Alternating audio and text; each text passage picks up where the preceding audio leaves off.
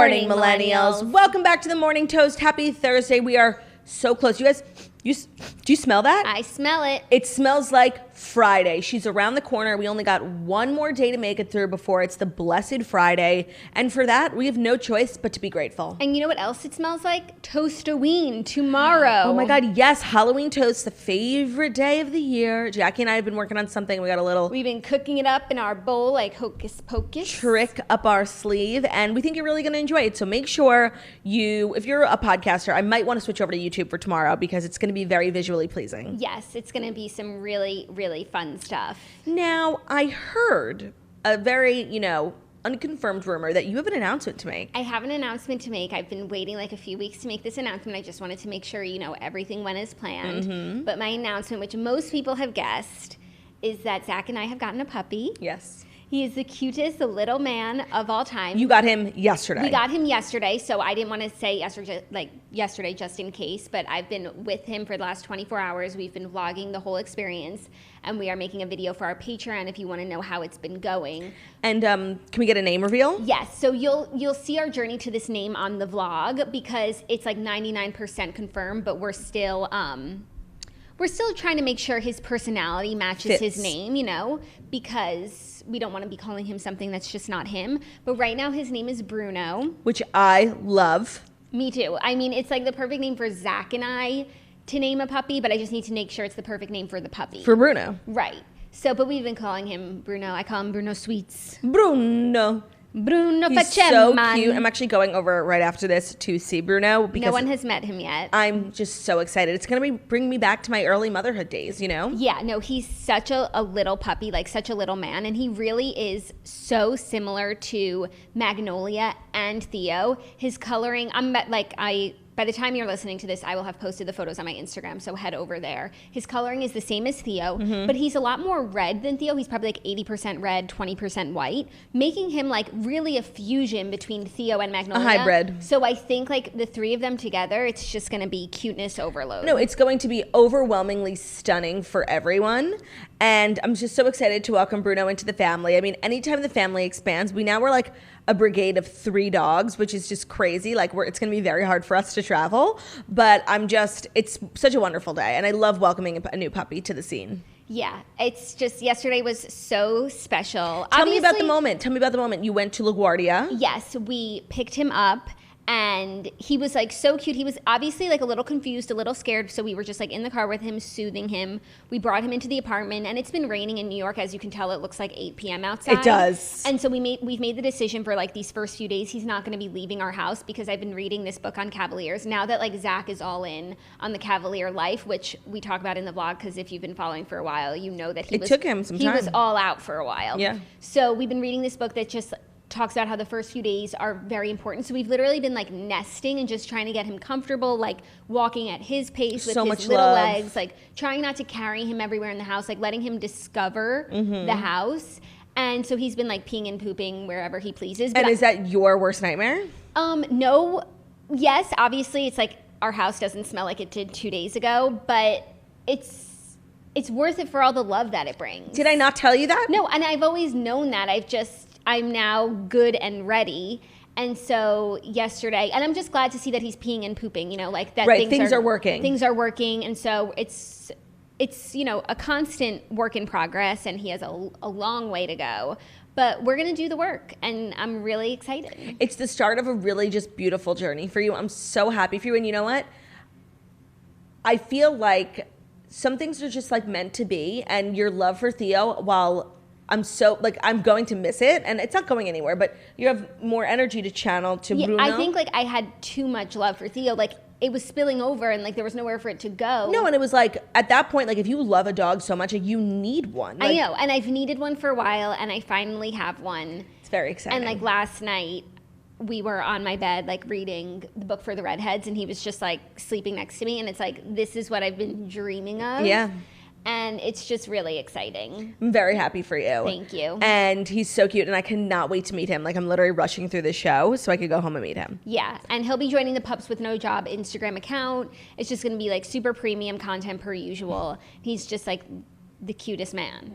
Bruno Sweets. He's TCM, the cutest man. He's the cutest man. Well, it's just very exciting, and I'm so glad everyone guessed it. And everyone knew, and it's not that I was like really trying to be like secret projecty. It's just like I don't like to say things before they happen because I just feel like it's kind of a jinx. I'm like superstitious about that. Yeah, you are. So it's not that I didn't want to say or I wasn't excited. I just wanted to make sure like everything went as planned, everything went smoothly. People had some other funny guesses. Like some of the guesses, I was like, I fucking wish. Like people were like, no, she definitely bought a house on a farm, like in the suburbs. Oh yeah, and oh my God, I fucking like, wish. Oh no, now I need to go do that. Well, now that we have 3 dogs, like it wouldn't be right to not get them a vacation home. No, I know. I'm so excited for when the 3 of them get together. Like it's not going to happen for a while because I don't want to overwhelm him. Like I really want him to just like be really comfortable.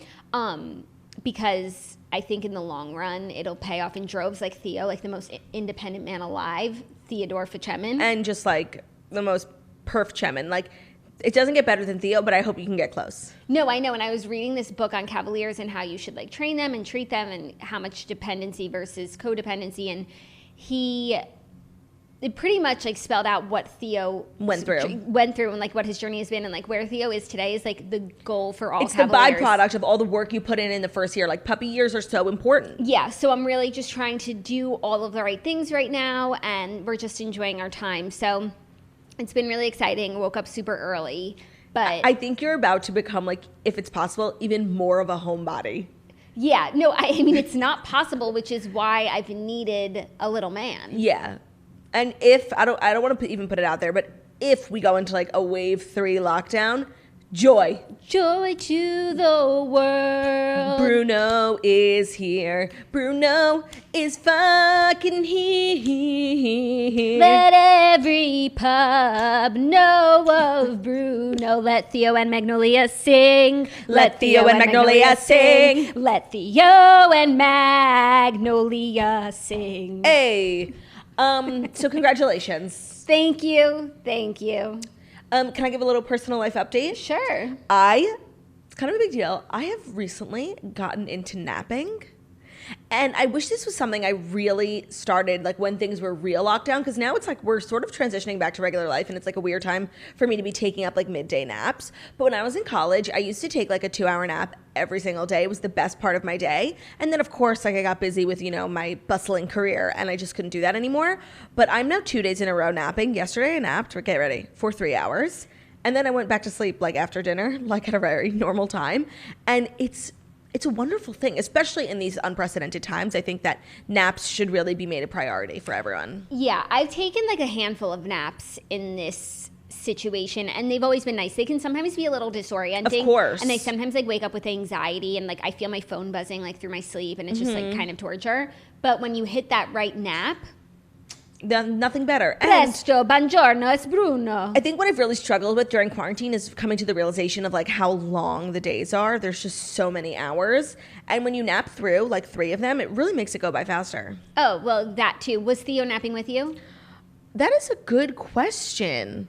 I don't know. It was such a deep nap. Like I don't remember. I want to say no. That would make it just the creme de la creme. I know, but I actually don't think that he was. But when we fell asleep last night, like Theo's nose was truly between my butt cheeks and like it was amazing. Like he just happened to like really just like squirrel into my ass and I like wasn't mad about it at all. It was like really just a beautiful moment between mother and son. That's nice. Maybe like he knew in his heart and soul like he was getting another cousin and he was like, thank you, mommy. The people who think that Theo is my human son are like, her kid put his nose up her ass.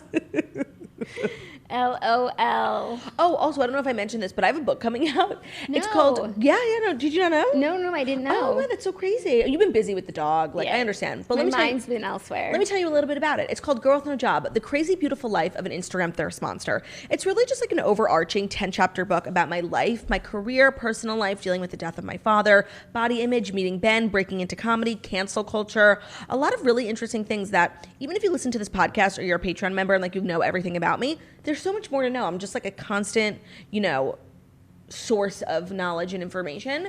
And the book, it's available on Amazon for pre-order. Pre-order is actually really important for authors, especially first-time authors, because, at certain retailers like Barnes & Noble, it's really hard to get on the shelves. But if you have very strong pre-order numbers, pre-order hardcover, Kindle, any format, ebook, it really helps, me get to like the airport, and that's like my goal. I'm trying to get to the airport. Yeah. So girlwithnojob.com/book, or if you just head over to my Instagram, there's tons of links in my stories and the link in my bio. I'd really appreciate any support, as this is my first book and you only get one chance to be a first-time author. So again, girlwithnojob.com/book. Really appreciate all the support thus far. It's really been overwhelming.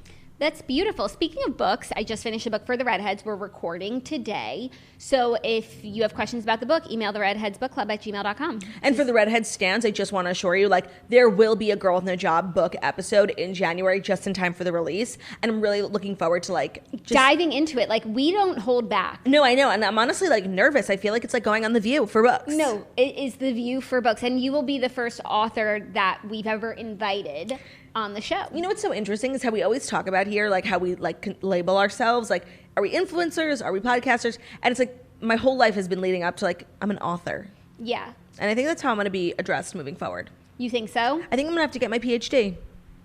I mean, Dr. No Job. Dr. Fichemin. Yeah. He has his PhD. He's actually getting a haircut today, which is his favorite time of day. Oh my God, that's when he's the best in the biz. Truly. His groomer uses the most amazing, expensive shampoo. I think it's called, like, Le Pooch. It's, like, literally so expensive.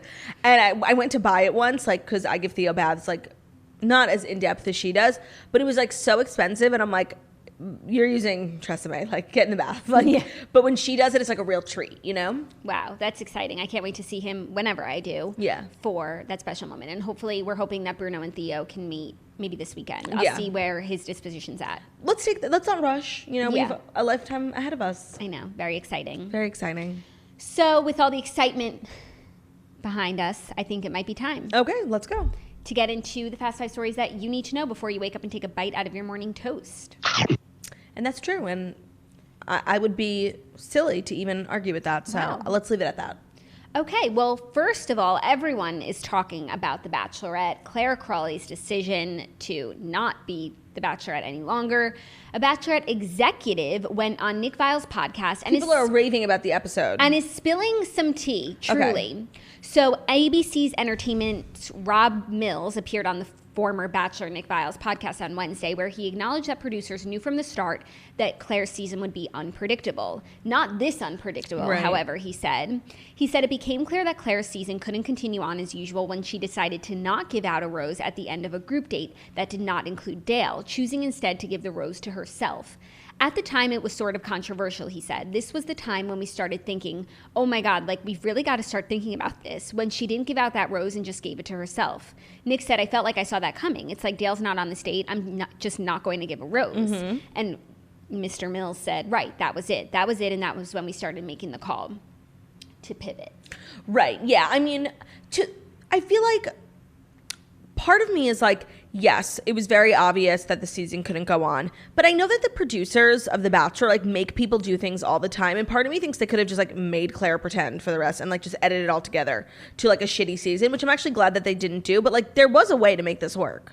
Yeah. They have forced people to do worse things. But then, so say she didn't give it to anyone, and then they were like, no, Clare, you have to go give it to someone. Like, all of those guys would have been, and especially whoever got it, would have been like, oh, fuck this. But they wouldn't have shown us that.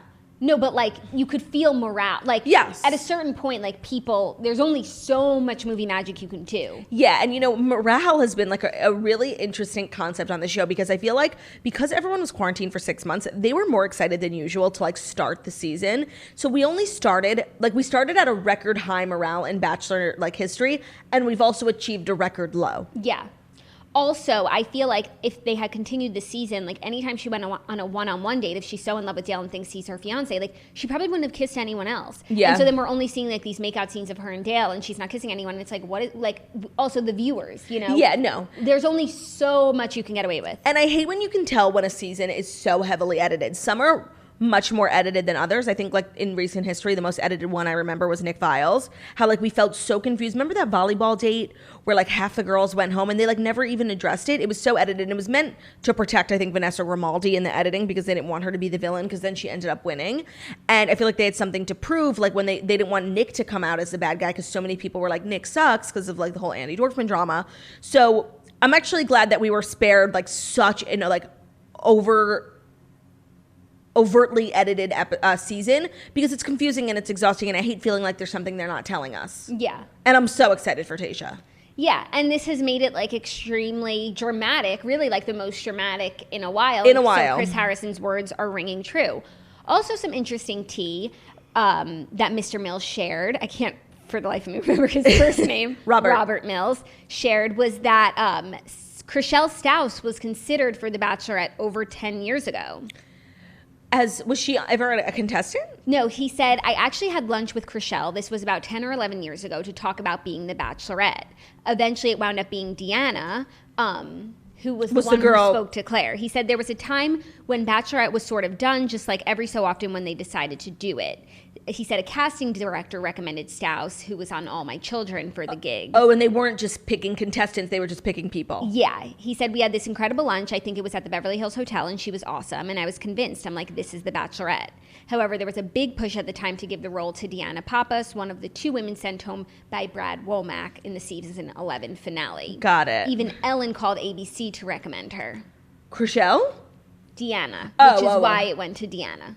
Wait, what is Ellen's involvement? I don't know. She just like felt really strongly that it should be her. Can I say like that this week's episode was the first time I'd ever heard the name Deanna, and like I've been watching The Bachelor forever. Well, now that I hear, like, I agree, but now reading like Deanna Pappas and Brad Womack, I didn't watch that season, but now it's all coming back to me. It's not even remotely ringing a bell, and her face didn't ring a bell either when she sat with Clare, but I actually think she gave some pretty good advice. Yeah, honestly, Chrishell would have been amazing on The Bachelor. I agree. She's so Bachelor-y. Like, even she's so eligible. When I was watching her on the show, I'm like, she reminds me of everyone from The Bachelor. Yeah.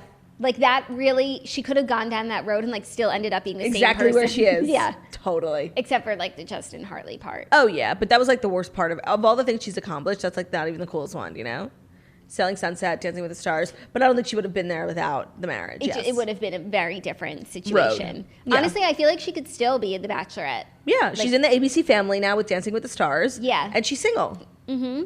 And she's beautiful. And she's like Bachelor-y. Yeah. There's something, I don't know if it's like the haircut, the makeup, the fotch, like there's that look. Yeah, she is the look. Yeah.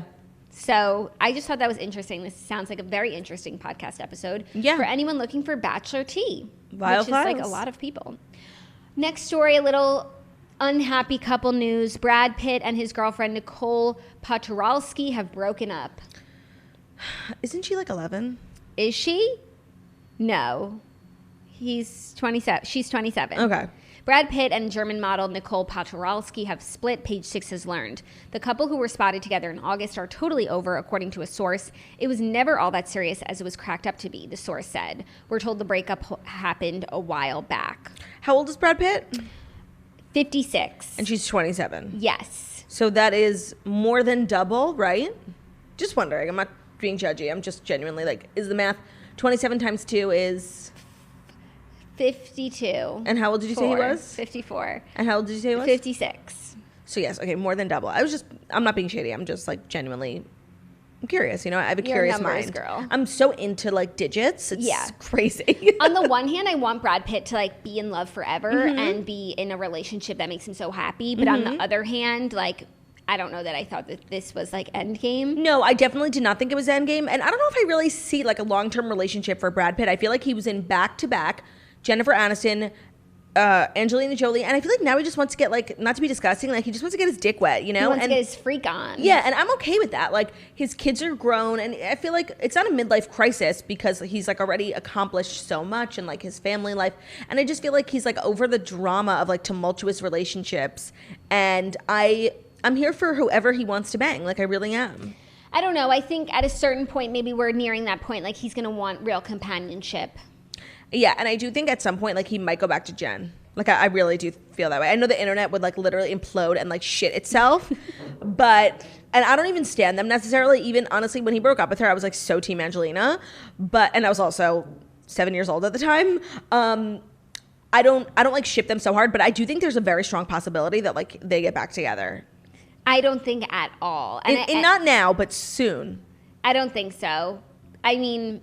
I think he'll have a substantial relationship, but I don't think that that's the one. And I don't think that she would ever do it. Even if she was dying to, I don't think she would. Oh, I 100% think she would. Like, literally 2 fucking seconds. No, like, that's just... No, I just think that she, like, literally would drop everything to go be with him. Wouldn't you? I don't know. I mean, yeah, I would. But after what he put her through, I don't know if my dignity. I know, but also at the end of the day, it's like, did he actually put her through a lot, or was it just like literally dramatized in the tabloids for over 10 years? No, I think he put her through a lot. And it was dramatized in the tabloids for over 10 years. It's literally still on the cover of every like supermarket magazine. Wow, I haven't been to a supermarket in so long. I was just thinking about that. I love the supermarket. I know. I need to go. I need to like see what's new in like the food aisle. Yeah, but with all like the delivery options, it's just like, it's so easy not to go. But I know, but when I get my groceries delivered and I'm like shopping online, like I can't think. I need to like place myself in the store. I need to visualize it. I'm literally ordering from my previous order. I'm like, just refill my cart. I wasn't happy with my previous order either. No, I know. And then the food comes and I'm like, where is the food? Like, yes. It's literally just like water and rice cakes. Like, and where is the food? No, I totally agree. That's why you need to go to the supermarket to get inspired. Yeah, but I don't live near any supermarkets. It's probably the one downside of, like, I love my apartment and I love everything about my building and my area, but the closest supermarket is like a couple avenues over, which is a fucking far walk, especially if you're carrying groceries. So that's a struggle, and that's why I'm using... I don't know how we went from talking about Brad Pitt to grocery stores, but grocery store tabloids. But I'm just saying, like, I love grocery stores, and you know what I really love? Non-city suburban grocery stores. Oh my God, of course. You could get all your steps in. Like a Publix is... sickening. Heaven on earth. Sickening the Publix down. A key food, sickening. Yeah, but in the city, like, Fairway is pretty legit. Fairway is actually incredible. Sweet treats. It depends on which location, though, because some of them, when they don't have a lot of real estate, they're built linear, yeah, so it's 3 floors. And then you're like in the escalator with your cart. Yeah, no, and it's like all the aisles are like curvy. It's like fucking Tetris. But the one on 32nd and 2nd is truly a dream. Yeah, that's a nice place to be because they've got some sweet treats that are like you want to eat. You know, unlike Trader Joe's. I mean, I guess people like Trader Joe's, but I just feel like everything there is healthy. No, I know. But then it's not, because then they have like Jingle Jingle and all of these things that you see that go viral, and it's like sweet treats. And like maybe I should go to Trader Joe's. Something about Trader Joe's, like it's good if you need something, but like to have your whole apartment like be stocked from Trader Joe's is so bizarre to me because they don't sell like name brand. There's no like Nabisco, there's no Pull and Spring. It's just like Trader Joe's brands, which is cool for them. But something about it feels like very like Hallmark movie where everything is like fake. Do you know what I mean? It's like prop food. Yeah. No, I don't get that vibe, but I can't explain the vibe that I do get because it's like not Whole Foods, but I do sort of categorize them together. Yeah, no, they're definitely similar, but I think Whole Foods like carries products from other brands, not the most well-known brands. No, like Annie's. Right. Whereas like Trader Joe's is like Trader Joe's mac and cheese. Like, it's, they don't have brands? I don't think so. I think they do. No, not really. Like, they literally have their own brand, like, for everything. But it's the same product. Yeah, but it's just, like, the obsession with themselves at Trader Joe's, like, that's what I find bizarre. Got it. So, yes, in the city, I would definitely rank Fairway as the #1 grocery store in this group. And then I think I would go Morton Williams. Yeah, but Morton Williams is just, like, standard. And so small. Yeah, you're not going to find any, like, new discoveries there. Actually, before Morton Williams, I would probably put, like, the last few dying D'Agostino's. No. Yeah, I love D'Agostino. No. But yes, not living near a grocery store is really hard. So that's what I was trying to say.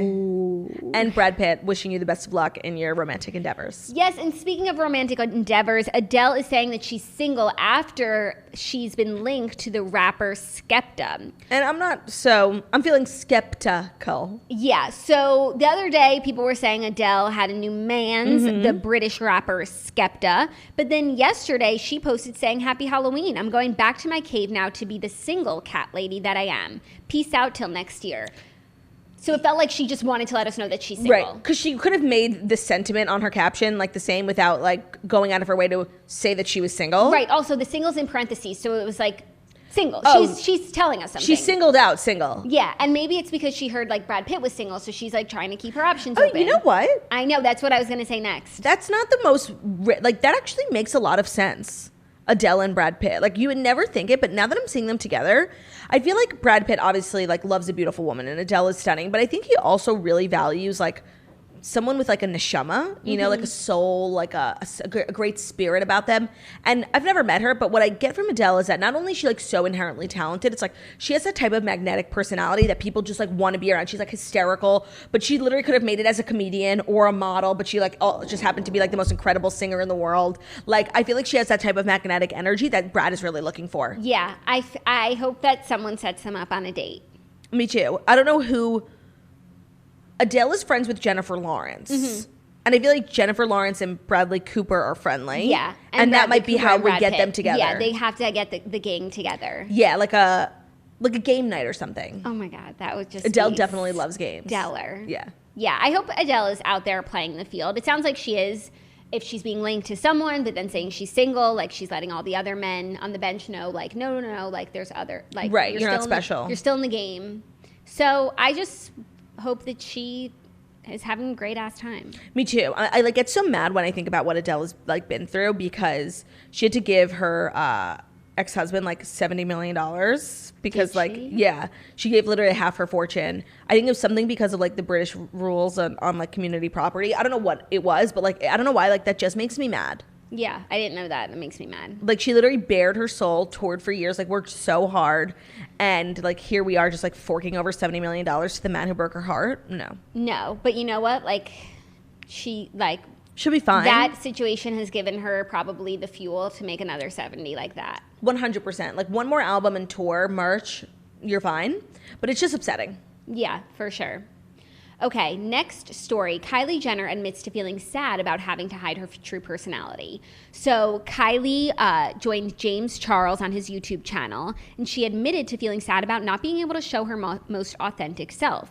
She said, I think that I showed my true personality for so long ago on Vine and Instagram, but as I got bigger and bigger, I realized when people used to say really mean things about how I really am, my personality and what I love the most about myself, it would hurt me more than almost playing a character. Mm-hmm. She said, so I just started doing a little less, which is sad. It makes me sad. James pointed out to his fans just how witty and funny Kylie is, to which she responded, you saying that's a bigger compliment to me, but it's something that is so sacred. I feel like this is something that we've spoken about a good amount, like hashtag who is Kylie Jenner? Who is Kylie Jenner? And I think now she's in a place where she shows a little bit of herself, but enough like to keep us happy and a little enough to keep her protected. Right. Like if you followed her on social media and like watched her content, you would think she's like this dud because she really just doesn't share that much like about who she is. But what I find so interesting is that she's like this deeply complex, interesting, like personable person. And she really doesn't let people show that. And she still managed to literally become the most successful like young entrepreneur because of social media without ever really showing us who she was. And I feel like in addition to some other reasons, that's maybe why she doesn't go on Keeping Up. Definitely. Because even like the snippets we got of her this season, like in Palm Springs, there was so much personality that jumped off the screen. We got a whole new song. I'm gonna get wasted. I just finished a whole cup of 42 and I'm about to go for my second one. Courtney, what the fuck are you on? So I just feel like she might have to give too much of herself to be on the show, in addition to like all the other reasons why she doesn't do it. But that starts to make a little bit more sense. Yeah. And when her Snapchat was like super popular and she'd already become so famous, she like was in her house one night with Jordan Woods and they were like being crazy, like sitting in the pantry eating cereal. And she was like, it was the most personality we'd ever really seen from her. And she was like, this is like the real me, you guys. Hashtag who is Kylie Jenner. And it was just like so sad, but it was really true. And then we never saw that girl again. Yeah. And maybe she's now popping out in this James Charles video. You know, yesterday I did say that I thought she was pregnant and I still stand by that, but she did drink in the video. And her Instagram stories have been showing like a lot of like, you know, midriff region, but I still stand by it. Okay, and I looked into it like I said that I would, and I don't think that she is. But she did open up in the video about her dream to expand her family. She said, I want more so bad. I actually think about it every day. I just still don't know when. I'm not planning. I don't have a time for that to happen. I don't know. So she definitely wants more kids. Claude thinks she's having them now. I don't think she's pregnant, but we'll find out soon enough, I guess. I feel like a lot of them could be pregnant. I think Chloe could also very possibly be pregnant. And I don't know, people are thinking that Courtney and Scott are like back together. And I do think Courtney would have another kid, so. Okay, I don't think Chloe's pregnant either. And I think Courtney and Scott are the same Courtney and Scott that we've always seen. I think the picture that they took on the beach like is a picture that they could have taken even when Scott was dating Sophia, and like nothing has changed. I think one of them's pregnant and I think it's Kylie, but we'll see. I really don't think any of them are. I do. But they'll let us know when they're ready, if they are. I do. They'll let us know when they're ready. Yeah, no, and I'm going to speculate until then. Oh, wow. Okay, I thought we were done doing that. No, never. Oh, my God. No, I literally think, like you've said, like we need to stop, like asking women, like... No, did I ask them? I'm just speculating. Okay, fine. Do what you got to do. Yeah. I'm going to give them the space and time that they need. Okay, you're so much better than me. fifth and final story, a little new TV show news that sounds pretty good. The Masked Dancer might be even wilder. It's hard to say. Yeah, I know. The Masked Dancer might be even wilder than the Masked Singer. Craig Robinson is set to host Fox's The Masked Dancer. I fucking love Craig Robinson. With a group of panelists you will never be able to guess. Honestly, they are an interesting group of panelists, but I approve. So, there's a show called The Masked Dancer. Who do you think would be a judge? Like one of the Huffs. Okay, that's a good guess, but no. J-Lo. No. Jenna Dewan. No. They already have jobs doing that. Yeah, that's why I'm saying like, them. So is it young people, like newer? Not super new. Okay, like TikTokers? No. Dancers. Established celeb dancers. Like, they're literally, I don't think you may be able to guess one. Wait, I really want to guess. Hold on. Boys or girls? 2 boys, 2 girls. Huh, 2 boy dancers. No. No? The boys are not dancers. The girls are dancers. Yes, and one of them is a big dancer. A BD? A BD, like very established in the industry, has done this kind of work before. Oh my God, the only person in my mind is Julianne Hough. Like, who? Paula Abdul. Okay, I literally would have never guessed her. And the other woman is Ashley Tisdale. And the show's sounding worse and worse. And the 2 men are Ken Jeong and Brian Austin Green. Excuse me? Yeah, your favorite guy. Oh my God. This show just went from actually being something I would potentially watch just because I absolutely adore Craig Robinson. I think he's actually one of the funniest comedians like of our generation, and he doesn't get enough credit, first of all. Second of all, this panel of judges, like, each name was more disgraceful than the next. I actually think the only person that I don't hate is Ashley Tisdale. Well, isn't Ken Jeong a panelist on The Masked Singer? Okay, so that him coming over makes this The Masked Dancer. I know. I'm here for that.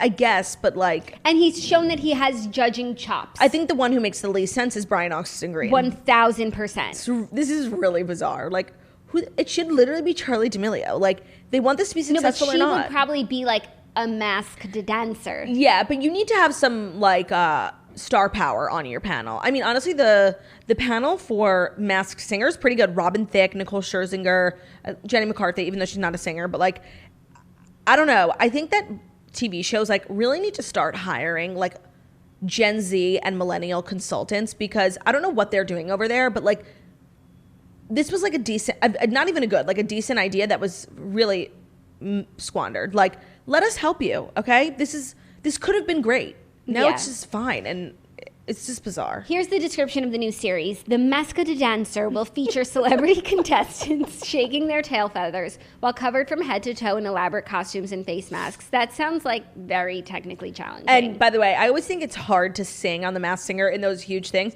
Can you imagine like shaking your ass? No. I literally would go into heat stroke. Leaving audiences to guess their identities. Costume celebrities will be joined on stage by masked partners and and backup dancers as they perform a series of dances together, spanning from hip-hop to salsa, jazz to tap dancing and more. When it comes to dance styles, the sky is the limit. Can we talk about some of our favorite failed competition shows? Sure. You know what was one that like really made no sense? The Four. Oh, yeah, that was fucking weird. Like, yeah, but they got good judges. Oh, I thought they got really good singers. Both. Meghan Trainor was a judge. P. Diddy? DJ Khaled hosted. Yeah, and Charlie Walk, who it's like a big music industry exec, but I think he was brought down in the Me Too movement. So maybe that was like the demise of the show. But there's a fourth one, right? Because they're the four. Oh, that is what they would be, yeah. I guess I could just do a swift Google I really search. miss the days of X Factor. I think that was the perfect reality show. And to be honest, if there's a singing competition show and Simon Cowell isn't involved, like, I'm not interested. Okay, here's the tea. On the Four.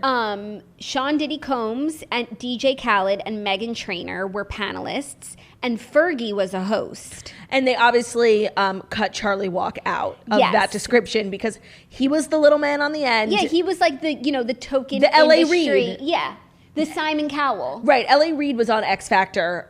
There was just a time where X Factor was like literally the cornerstone of my day. Like, first of all, that's where I discovered Fifth Harmony. I remember Carly Rose Son and Clare. Mm-hmm. There was so much goodness. B. Miller. Right, and she's actually pretty big.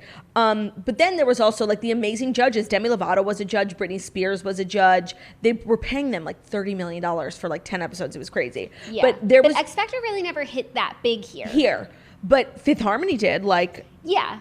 Well, because they just, the cream always rises. But like Right. it's so big in the UK. And isn't that where we got One Direction? Susan Boyle? Yes. Or that might be Fabulous. Britain's Got Talent. No, I think it was X Factor. Okay. You know what I don't watch either is America's Got Talent. No, me neither. But it's not for any particular reason. I actually think they always pick great hosts. They went from Nick Cannon, Tyra, and now Terry Crews, who I love. I'm just like not interested in seeing people's talents if it's not singing. Like, Yeah, no, like dancing and like Magician. acrobats and like magician. To me, like it's like a fourth grade talent show, No, and that's literally what it is. America's Got Talent show. and the singers always rise, and they always usually win. Yeah. So that's why I don't like America's Got Talent. But there have just over the years been so many random like competition, like singing or just like talent shows that I love to take a walk down memory lane. Yeah, I don't really watch that many. I guess it's just not my format, except for Shark Tank and Songland. Such a brilliant show. Brilliant.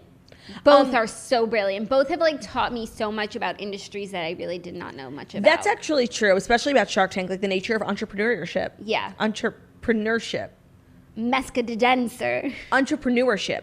Yeah. Yeah. And as they say on Shark Tank has ignited the entrepreneurial spirit of America. It's mad true. And I feel like before Shark Tank, if you said you were an entrepreneur, it's like, oh, you're unemployed. And now it's like, oh, either you're unemployed or you're like very successful. And just that like balance has really done wonders for the entrepreneur community. I agree. No, like it's not as much of like a sad word anymore. Like it actually has some weight to it. And that's because of people like Mark Cuban and Damon and all those wonderful guys. And the crew. And the crew. They're back actually. They're doing like socially distanced episodes. I haven't watched yet. I haven't watched either. I go in like in phases, you know? And I don't like to watch one episode on Hulu. I need like 4. Yeah, so I just like to binge. Speaking of TV, The Real Housewives of Orange County was on last night, and I'm just like really excited to announce that I didn't watch it. And I'm excited to announce that I knew that Claudia wasn't watching it, so I didn't watch it. And instead, I finished my book, and then I treated myself to an episode of Queen's Gambit. Oh my God, I watched one too. One also when she finally gets to Paris. Oh, That's where I'm at. not there. She just left Las Vegas. Oh, she's so like determined. You know who she reminds me of? And I know no one's going to feel my call. Wait, but she is reminding me of someone, so I'm hoping you can nail it. Because my calls are based on mind, body, and spirit, as you know. And she reminds me of Kendall Jenner. What? You'll Not see at it all. soon, people. You'll see it soon. Not at all, but it's such a good show. I treated myself. And the reason why I didn't watch Real Housewives of Orange County last night is because I've really just been prioritizing sleep. And once you listen to your body and your body says, like, we cannot watch this trash, we need to go to sleep, it's such a mind-blowing experience. And I implore our listeners to prioritize sleep. Yeah, and for me, it was like, I knew you weren't watching, and I needed to finish my book, so, like, that was the priority. But then when I did have a little bit of time, I was, like, with Bruno, and I'm like, I don't want him to judge me for the trash that I watch. No, you're welcoming him into your home, and you're going to show him Gina. Like, honestly, no. That would be setting a bad example. Right, so instead I was like, let's learn a little bit about chess. Oh, yeah. See, that's the kind of... I firmly believe, like, the culture and the media you put around your children, like, really has an impact on them. You are what you watch. Right now, I feel like Theo was really born on, like, Friends, and that's why he's such a friendly person. That's so true. I'll have to figure out, like, what Bruno's Likes and dislikes are going to be. So... I'm going to watch at some point. We'll just restart our OC recaps next week. I'm not in the mood to like recap it tomorrow. Watch it. Okay. Fine. Like, that's just pathetic. If it was a good show, maybe. But also, Kardashians are on tonight. And also, like, I haven't heard anything about the episode. Like, me neither. So I think we're okay. Sorry, guys. So we'll just pick back up next week and Kardashian recap tomorrow, which I will be watching. I'm actually going over to my friend Anna's house tonight, and she's cooking dinner, and she's such a good cook. Like, I'm really looking forward. I'm going to go over in like stretchy pants and no makeup and just like feast and then sit on her couch and watch Kardashians. Wow, that sounds so amazing. I'm recording Redheads, and then I'll be getting home and getting my little man. And I'm going to meet the little man. Oh, he hasn't ever seen Kardashians. He's going to love it. Oh, he definitely feels like the type of man who appreciates Strong, successful women. Strong, successful, and beautiful women. And he himself, I think, is going to grow up to be beautiful, stunning, and smart. Yeah. It'll be so wonderful to like watch him grow and see what he does with his life. Okay, we need to wrap the show because I forgot I'm going over to Bruno's place and I'm going to get to meet him for the first time. So if you want to see what Bruno looks like, head over to my Instagram, head over to Pups with No Job. He's just the cutest little man, and I'm just really excited for this journey for myself. We are here at The Toast are so excited. We will support you. This is obviously we provide free daycare for all of our employees here at The Morning Toast. So Bruno is always welcome here if you need to, change his diaper or anything. Like, this is a very safe space for you. Yes, and I will bring him to the show maybe next week. I'll see how he's doing on an adjustment level. So we'll see him on the show soon, but not too soon. And then eventually, once he's in a rhythm, he'll be a staple, just like his Theo. cousin. Thank you guys so much for listening to The Morning Toast, the Millennium Morning Show, where we deliver the fast 5 stories that you need to know every Monday through Friday on YouTube. So if you're watching us on YouTube, please feel free to subscribe and give this video a thumbs up. We are also available as a podcast anywhere podcasts can be found. So that's Spotify, iTunes, Stitcher, Public Radio, iHeartRadio, CastBox, all the places, even Amazon Music now. So wherever you listen to podcasts, find us The Morning Toast and leave a 5-star review about how beautiful, stunning, and smart we are.